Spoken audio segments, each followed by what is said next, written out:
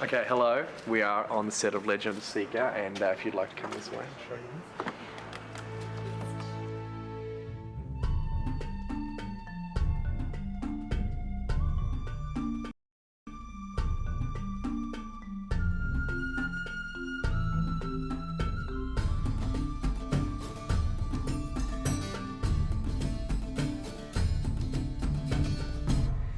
This is the director. The director's over here. I'm Mark Beasley, and I've directed the opening television event, 90 minutes of Legend of the Seeker, and two really terrific characters, Kaylin Amnell and Richard Cypher, who are thrown together and find that their attraction and trust turns into one of fantasy's greatest love affairs, an unconsummated love affair. We knew that we needed to find somebody in Kaylin who really embodied a strong woman, but one that we could fall in love with.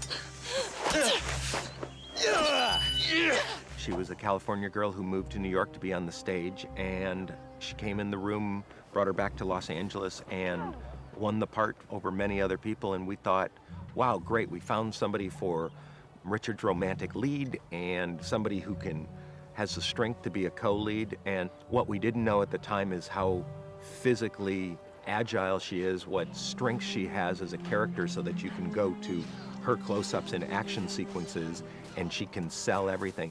There's a sense of mystery about her, which I think is very important because of the role that she's playing. And she really is able to tap into very real emotion, and these characters are playing these sort of larger-than-life people, but we really wanted them to be human, first and foremost, and not be perfect. The main ingredient of humor is the unexpected, and there is that degree of the unexpected with Zed. I'm having wonderful fun, and as I read each episode, and I say, oh my goodness me, I don't want to give away some of the magical things I'm doing, but I think, wow, I do that. If I can do that there, then how else can I use that little bit of magic later on? Sedicus Suzerander. He is a wizard, but what's most interesting about him is he's a man. Now, let's see if I can give you a little tour of the set, shall we? You want to have a little tour? Okay, follow me. Come on. Our town, which we manipulate and move things around, and this will give us a different town each time, each episode. People would be surprised to see how much is jammed into this little stage space. We are in Studio 5. Studio 5. Henderson, the suburb of Henderson in Auckland. And this is our main studio, right? Yeah, we're in here a lot. It's a forest. And almost a real forest. A lot of the trees are real. Well, there's actually even insects here. And birds. There's a bird. There's an occasional bird. They bring half of the real forest with them and plant it in here. This was a Dark and Rail dungeon in Ep 1, where he walked through and he dragged his dagger along the roof like this. New Zealand offers a great landscape and great crews and great stunts, and we can realize a world and bring it fully to life in order to deliver the entertainment value that the audience wants from this particular genre. A lot of it, of course, like any show, is shot on sound stages.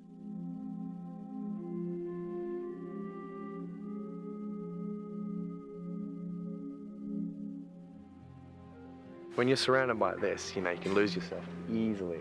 Yeah, totally, yeah, just like tromping through and having to climb up over rocks and stand on things and twigs breaking under your feet and everything. It's not like we have to work with like a 1 meter radius. They've got this. I mean, this is huge. This is massive. This is a field of death.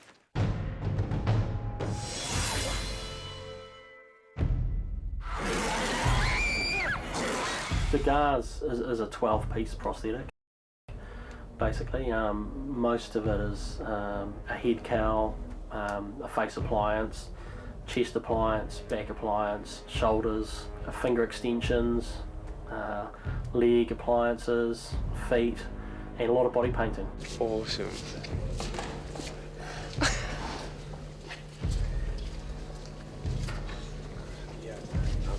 I'm nothing compared to you.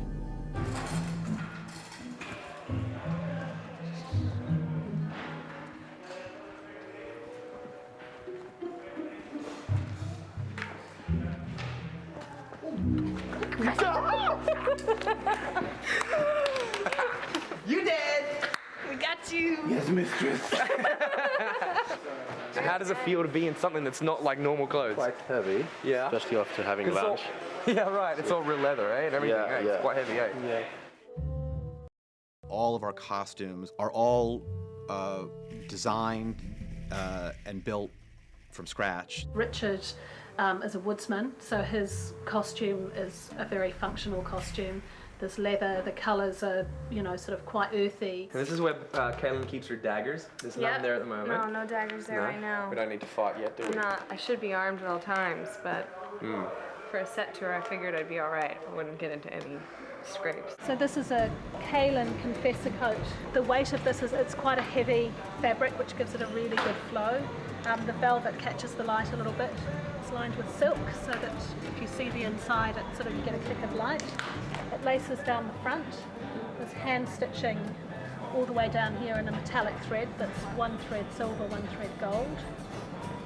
And then down the back we've sort of got this lacing system, which is a design detail, but also we can thread this through with elastic, which means that we can sort of give more movement across the back, but still keep the shape. So that's kind of useful for the stunts and action sequences.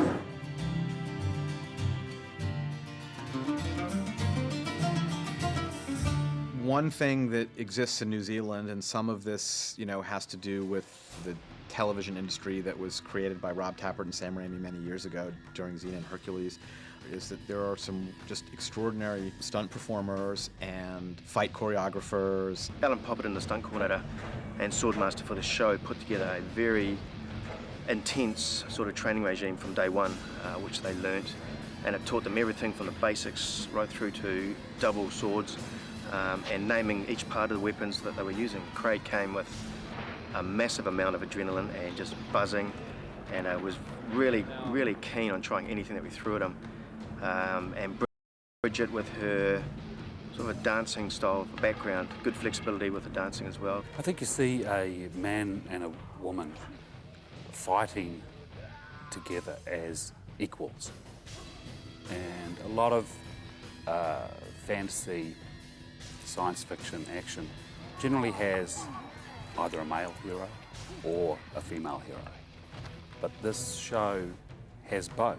We're very fortunate also, I think, to have lead actors who are very athletic. If you take Craig's character, Richard, he's from the forest, so he's used to, you know, axes and things like that. So his sword play is based on that. With Bridget, using her dancing background, we sort of thought it'd be kind of nice to have her flowing. She's got, you know, flowing movements with double daggers and swords.